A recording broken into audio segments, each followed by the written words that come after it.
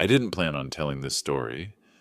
Honestly, I thought I'd swallow it the way people swallow unfair things at work. Quietly, privately, pretending it didn't bruise. But the night a man who retired 42 years ago called me at 2 in the morning and told me why HR really fired me, that was the moment I understood. Silence wasn't going to protect me anymore. I remember staring at my phone, the screen lighting up my apartment like a heartbeat. I thought it was a wrong number, maybe a drunk friend, maybe spam. But the voice that whispered my name, my full name, wasn't drunk, wasn't confused, wasn't young. It sounded like paper being folded in half, fragile, precise, and impossibly old. Son, he said, they didn't let you go. They removed you, and they did it because you were getting close. That sentence crawled under my skin and stayed there, at 2 in the damn morning, from a man who, according to HR records, hadn't worked a single shift since before my parents met. But I'm getting ahead of myself. Maybe I should start with the part where my life was still normal, before HR erased me and pretended it was standard procedure. It was a Thursday, the kind of day that already feels tired before lunch. I'd been with the company for 6 years, not long enough to be indispensable, but long enough that people came to me for answers before they bothered checking the manuals. My numbers were good, my evaluations were clean, my projects were on track. I wasn't a star, but I wasn't deadweight either. I was steady. And then, at 4:17 p.m., I got an email from HR. Please stop by conference room B at your earliest convenience. Everyone knows what that means. HR never asks to chat unless they're about to cut your legs out from under you. In the conference room were 3 things: a folder, a bottle of water, and a woman I'd never seen before sitting with her hands folded neatly like she was praying. She introduced herself with the kind of smile that's trained, not earned. Grant, thank you for joining. Please have a seat. I didn't sit. Something about the room made me feel like if I sat, I wouldn't stand back up. This isn't performance-based, she began. That's what they say when they don't want you to have time to argue. It's a restructuring, a company-wide reallocation of resources. Funny thing is, I'd been in meetings all week. No one mentioned restructuring. No one hinted at budget cuts. No whispers, no rumors, nothing. Just this neat woman with a neat sentence prepared like a script. We appreciate your contributions. Your access will be removed within the hour. The hour? I repeated. She pushed the folder toward me. Standard procedure. But that was the first lie. The second came later. When I walked out, badge still warm from my palm, I felt like someone had taken my name off a list I didn't know I was on. A couple co-workers looked at me with that mix of pity and relief. Relief that it wasn't them. I packed my things in a box that felt too light. My team lead didn't come say goodbye. HR didn't walk me out. It was all so clean. Too clean. The first crack in the story happened when I tried to log into my email from home. Access denied, not deactivated. Denied, as in I no longer existed in the system. And when I checked the timestamp, the account had been terminated 10 minutes before the meeting even started. That pissed me off in a way nothing else could. It meant the meeting wasn't a decision. It was a performance. Everything after that felt staged, like the lines were already written and I was just the last person to read them. Hours later, after the frustration dulled into a quiet, bitter kind of exhaustion, I finally fell asleep on the couch. I didn't plan to. I didn't plan anything. My mind just shut down. And then at 2:03 a.m., the phone rang. I didn't recognize the number. Area code from our state, but not from the city. I let it buzz twice, 3 times. Something in my chest told me to pick up. When I answered, I heard breathing, slow, uneven, like someone gathering themselves before saying something heavy. Is this Grant? Yes. Who's calling? You don't know me, he said, but I worked at your company. Long ago. I sat up. Okay. I retired in 1981. A pause. Or that's what they say. My skin prickled. I didn't know what to say. The man exhaled, a trembling sound. They're lying to you, son. They lie when they need to protect themselves. HR didn't fire you for performance. They fired you because you looked at something you weren't supposed to look at. I didn't look at anything, I said automatically, but he clicked his tongue softly like scolding a child. You did, he whispered. You just don't know it yet. His voice trembled, but not with fear, with urgency. They got me out the same way, quietly, quickly. No explanation. But I wasn't fired, I said. You said you retired. That's the story they wrote, not the one I lived. A shiver crawled down my spine. Who are you? I asked. Another pause. Then, my name is Harold Fletcher, and they've kept me on payroll for 42 years. But I haven't set foot in that building since the day they erased me. I thought I misheard him. Kept you on payroll? He lowered his voice. They're using my name, just like they'll use yours. What does that even mean? They'll replace you, he whispered, but not with a person, with a ghost. I stared at the darkness of my apartment, suddenly convinced I wasn't alone. What do you want from me? I asked. To warn you. Warn me about what? His breath cracked. About HR, he said. They don't make mistakes. They make choices. Silence flooded the call. Then, but that call, that was just the beginning. I barely slept after that call. Every time I closed my eyes, I heard his voice again. That dry, steady way he said they removed you, like it was a term he'd learned the hard way. By morning, I'd convinced myself it had to be some kind of mistake. A wrong number. A lonely old man who still thought about the place he used to work. But there was one thing I couldn't ignore. He knew my name. He knew I'd been fired, and he knew HR had done it. I made coffee I didn't taste and opened my laptop out of habit, even though my company email was dead. Muscle memory. I tried anyway. Same message. Account not found. I stared at that phrase longer than I should have. Not locked. Not disabled. Just not found. Like I'd never worked there at all. I still had access to the public employee portal we used for benefits. That was separate, hosted by a third party. I logged in there, half expecting that to be gone too. It wasn't. My name was still there, my hire date, my home address. Under employment status, someone had marked, terminated, workforce optimization. I scrolled down to the tiny line that said, reason code. It was just a number, 9 of 37, no description. Just a code that meant nothing to anyone who didn't work in HR. The irritation started then, that low burn in your chest when you realize people are making decisions about your life like you're a spreadsheet cell.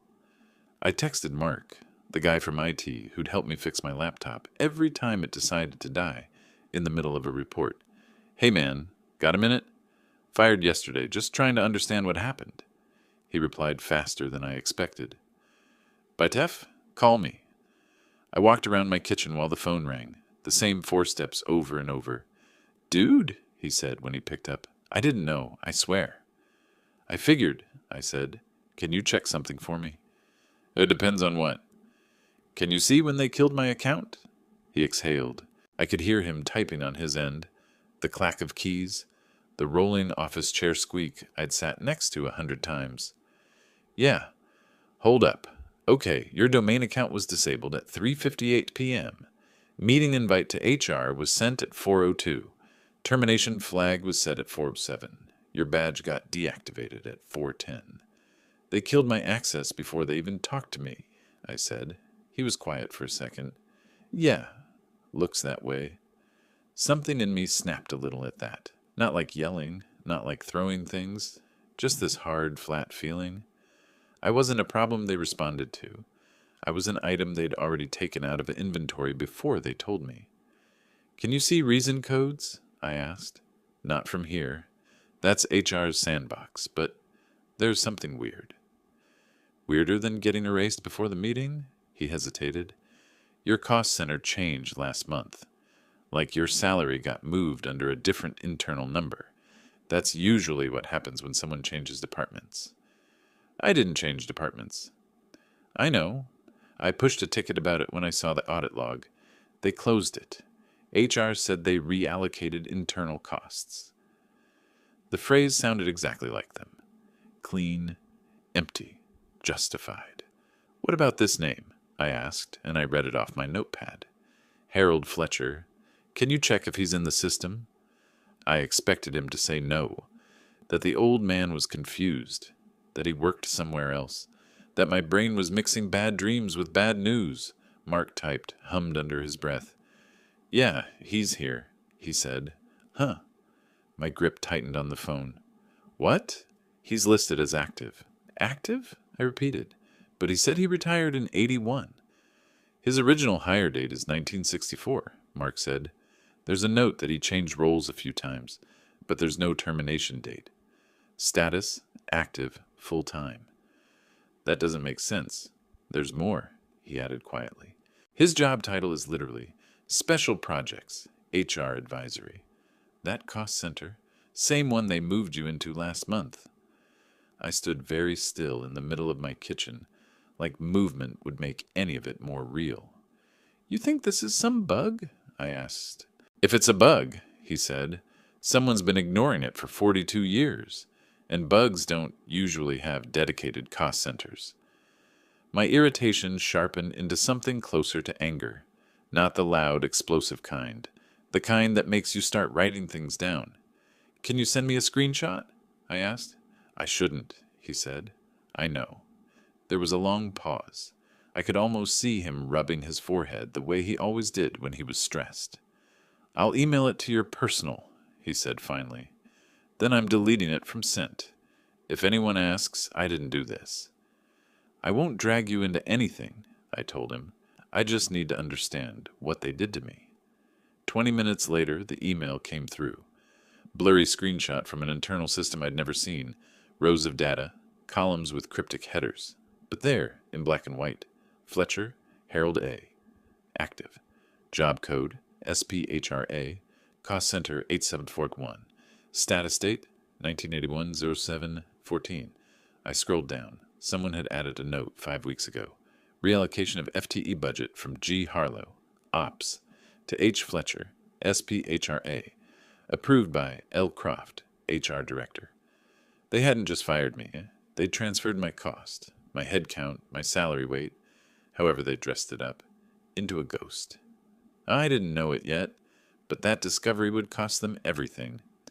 For a minute, though, it just made me feel small, like my existence was a movable number they could slide under someone else's name whenever it suited them. I called HR, not the woman from yesterday, but the main line. Hi, this is Grant Harlow. I was terminated yesterday. I have some questions. The receptionist transferred me to a generalist, a man whose voice I recognized from mandatory trainings. Grant, yes, I'm seeing your file here. How can I help?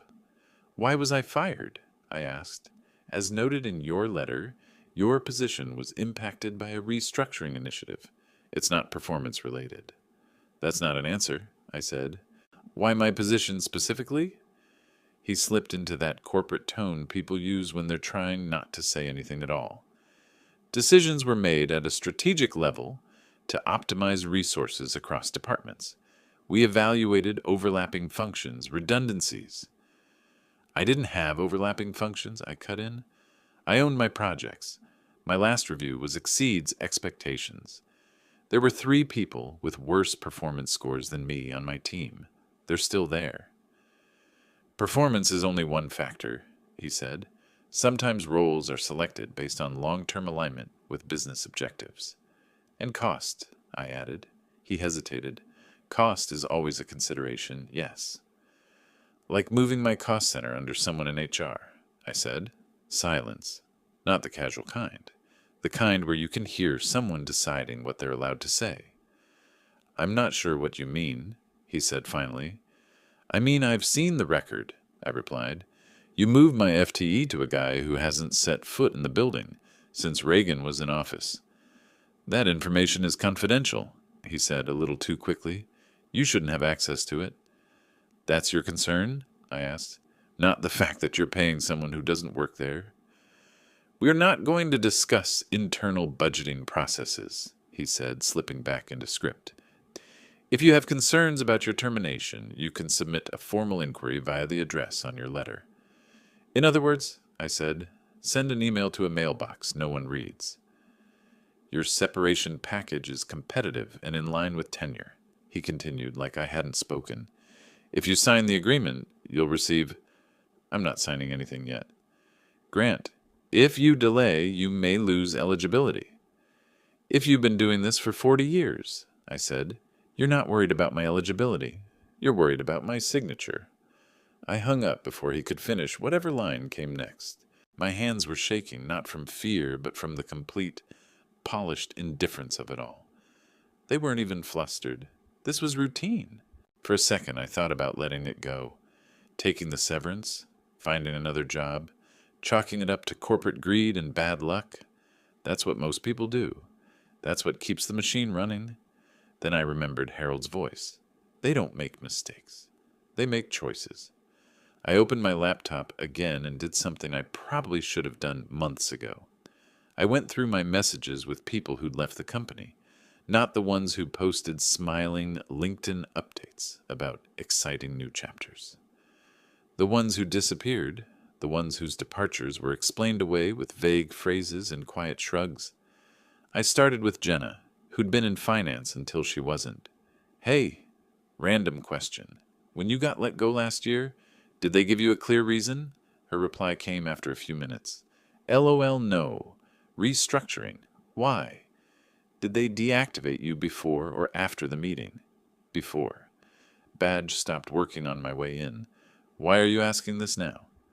"Can I call you?" I wrote. By late afternoon, I'd talked to 4 different ex-employees. Different departments, different years, same story. No warnings. Vague language. Access killed before conversations. In 2 cases, their headcounts had been quietly moved right before termination, just like mine. One of them still had a friend in payroll. She texted me after their call. "Okay, this is messed up. There's a whole list of what they call legacy allocations. Names of people who are technically active, but haven't logged hours in decades. Guess whose name is at the top?" "Harold," I wrote. "Yep, and your old role is pinned under that cost center now, along with 3 others." That was my first small hit of relief, not because any of it was good. It wasn't. But because it meant I wasn't crazy. There was a pattern. There were numbers. There were receipts. That night, I sat at my kitchen table with a legal pad, drawing lines between names and dates and cost centers like a conspiracy theorist. Except my strings weren't printed from blogs. They were forwarded from internal systems and payroll logs. I didn't know where any of it was going yet. I didn't have a plan. All I had was an old man's voice in my head and a growing stack of proof that HR wasn't just restructuring. They were pruning people like branches and then watering the stump with ghost salaries. For the first time since they fired me, I felt something other than shock. I felt steady, focused. Like maybe, just maybe, they'd picked the wrong person to erase. By the time part 2 ended, I had evidence. Not enough to blow anything open, but enough to know I wasn't dealing with incompetence. This was intentional, quiet, calculated. The kind of pattern that doesn't form by accident. But what I didn't know yet was that the real proof wasn't in the files I'd gathered. It was in a phone call I never should have heard. It started with a stupid mistake, or luck. Depends on how you want to read the story. My laptop was still connected to an old softphone app the company used during remote work. I'd installed it years ago and forgotten to uninstall it after they forced everyone back on site. It didn't give me employee access anymore. HR killed that. But it still pinged the directory from time to time. Cached connections, dormant permissions, ghosts in the system. That night, around 8:40, the app lit up with an incoming call. Internal extension, HR office line. I shouldn't have been able to see it. And I definitely shouldn't have been able to hear anything. But the line connected anyway, just a half-second window. A glitch between my disabled account and whatever outdated system they never bothered to update. Two voices came through. One belonged to the HR director, Croft. Crisp, professional. The same tone he used in those company-wide video messages where he spoke about well-being initiatives and organizational transparency. The second voice I recognized immediately. Rough, slow, like someone tugging words out of gravel. Harold. "You didn't tell me you were reallocating another one," Harold said. His voice was stronger than it had been at 2 a.m., like whatever fear he had that night wasn't here now. Croft cleared his throat. "We needed the cost center opened. He was misaligned with future priorities." Harold murmured. "You fired him too fast." He noticed. My hand froze on the keyboard. Croft's voice tightened. "He can't prove anything." "He has enough to start asking questions," Harold said. "More than the last batch. You need to slow down." "This isn't your concern," Croft snapped. "We agreed that your line item stays in place as long as you stay out of the day-to-day." "And I agreed," Harold said, "that I wouldn't come back into that building. Doesn't mean I stopped paying attention." Silence. A hard, sharp one. "You're 40 years off the payroll," Croft said. "We're doing you a favor keeping the arrangement." "That arrangement," Harold said, "was meant to end when I left. You didn't let it." Croft didn't reply, and for the first time I heard the truth settle between them. Something rotten, something grown in the dark. "You're feeding a ghost," Harold said. "My name buys your department 4 salaries a year, maybe 5. "It's efficient," Croft replied. "That's all." "Efficient," Harold repeated like he was tasting the word. "You erased men for bookkeeping." "We adjusted redundancies," Croft corrected coldly. "And unless you want the board to realize you haven't been here since AITA 1, I'd keep those opinions to yourself." A long, trembling exhale came through the speaker. Not fear, disappointment. "You didn't build that place," Harold said quietly. "You just learned how to drain it." And then just before the call dropped out, Croft said the line that changed everything. "As long as we keep the ghosts alive, no one asks questions." The recording cut. Silence. Then the app crashed. I didn't breathe for a full minute. They weren't keeping Harold's name active out of loyalty. They weren't preserving a legacy. They were laundering salaries, funneling headcount into a dead man's shadow. And I'd been the latest salary transferred to the shadow. Microcatharsis hit me hard. I wasn't crazy. I wasn't paranoid. I wasn't imagining patterns. I was right. Dead right. And they were terrified of anyone noticing. But fear does weird things to people. Makes them sloppy. That night I called Harold. He picked up after 2 rings. "You heard it, didn't you?" he said. Not asked. Stated. "Yes," I answered, "all of it." "Then you know," he said. "They didn't fire you. They fed you to me." "Why me?" I asked. "Because you were looking at budgets too closely," he said. "Didn't mean to, but you did. They caught the audit logs. They saw what you were about to notice." "And you?" I asked. "Why call me?" He sighed, a soft, painful sound. "Because I tried to fight them once," he whispered, "and they buried me under paperwork and lies. I left quietly because they told me I'd ruin my pension if I made noise.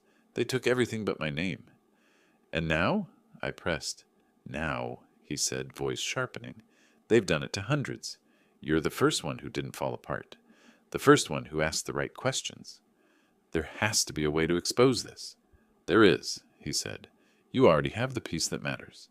"What piece?" "That call," he said. "They admitted it. They said it out loud, and corporate security will eat them alive for that." I hesitated. "You want me to turn them in?" "No," he said. "I want you to finish what I couldn't." Outside, the night felt too still, too expectant. "What happens to you if this blows up?" I asked. "Doesn't matter," he said. "They already took my life. I'm giving you back yours." And then right before he hung up, "They thought I was gone. I wasn't." That single sentence hit like a match dropped in gasoline. Mini hook triggered, microcatharsis delivered. Because now, finally, the story wasn't about being erased. It was about pushing back. And I wasn't doing it alone. Once I had the recording, everything changed. Not in some dramatic movie way, no shaking hands, no racing heartbeat. Just a strange calm, like someone had finally turned off a buzzing light I'd gotten used to without realizing it. People think rage fuels justice. It doesn't. Clarity does. The next morning, I called the one department HR never wants to deal with: corporate security and compliance. Not the welcome to the team posters kind. The internal auditors who wear plain clothes and never smile in hallways. The woman who answered spoke like she was already taking notes. "This is Marin. What's the nature of your report?" "I have proof of financial misconduct inside HR," I said. 40 years of it. A pause. Not surprise. Calculation. "Can you speak freely right now?" "Yes. Upload everything you have to the secure portal. I'm sending a link." 30 minutes later, she called back. "We need to meet." They put me in a conference room in a building I'd only been to twice in 6 years. Not HR, not operations. A small gray wing of the company that handled the kind of problems shareholders never hear about. 2 people walked in. Marin, late 40s, sharp eyes, zero nonsense, and a man whose presence felt like a locked filing cabinet. Tall, quiet, absorbing everything. "Walk us through it," Marin said. So I did. The call, the cost centers, the screenshots, the pattern. Her partner listened without blinking. When I finished, he asked one question. "You're certain the voice belonged to Harold Fletcher?" "Yes." He leaned back. "We've been tracking that cost center for years, but without an internal admission, it was circumstantial." "Well," I said, "now you have one." They exchanged a look, something unspoken and heavy. "We will handle the rest," Marin said, "and for your safety, you should avoid all communication with HR." "For my safety?" I asked. "We're dealing with people who knowingly manipulated payroll for decades. People like that don't like being exposed." I nodded. Calm. Steady. Because for the first time since this started, I wasn't alone. 2 days later, the storm hit. Not for me, for them. I woke up to 23 missed calls, but not from HR. From former coworkers. "Dude, are you seeing this?" HR is shut down, like literally shut down. They pulled Croft out of the building. There's a whole team in suits going through his office. "What did you do?" I didn't answer anyone. I just sat with my coffee on the balcony and watched the city move like nothing unusual was happening, while inside those glass towers, everything was collapsing. By noon, corporate sent an all-hands email. "Effective immediately, the HR director and several members of the HR administrative team have been placed on leave pending an internal investigation." Leave. Cute word for "we caught you with your hands in the vault." By the next morning, the wording changed. Terminated. By the third evening, local business news ran a short segment. "Company faces investigation over decades of payroll irregularities." They didn't name names, but they didn't have to. Mini hook moment, landed clean. And then silence. The kind that means something's gone wrong. For them, not for me. A week later, I got a call from a number I didn't recognize. Compliance. "Your report was substantiated," Marin said. "We're concluding our end. Legal will contact you about restitution." "I don't want my job back," I told her. "You won't be offered it," she said plainly. "You'll be compensated, significantly." The check arrived in a plain envelope, no ceremony. Just numbers that acknowledged 6 years of work and 2 months of hell. But the money wasn't the victory. The victory came with a voicemail. Harold. His voice was thinner this time, but clearer, peaceful. "You did good, son," he said. "I kept my silence too long. You broke the pattern. That means something." A breath. Steady. Final. "Don't let them own your peace. You earned it back." I didn't call him. I didn't need to. Some people say everything they need in one message. A few weeks later, the company emailed again. "We'd like to offer you the opportunity to return to your previous role or discuss alternative positions." I laughed, out loud, not bitter, just done. I replied with one sentence, "No thank you." And that was it. No grand speech, no revenge fantasy, Just a line that closed the door. Micro catharsis delivered. The real ending wasn't the investigation or the terminations or the payout. The real ending was the quiet that came after. I moved at my own pace. I took a job somewhere smaller, somewhere human. I slept without checking my phone. I made dinner without thinking about the weight of someone else's spreadsheet. Life didn't explode into light. It just settled. That's the thing people don't tell you about justice. When it lands, it doesn't roar.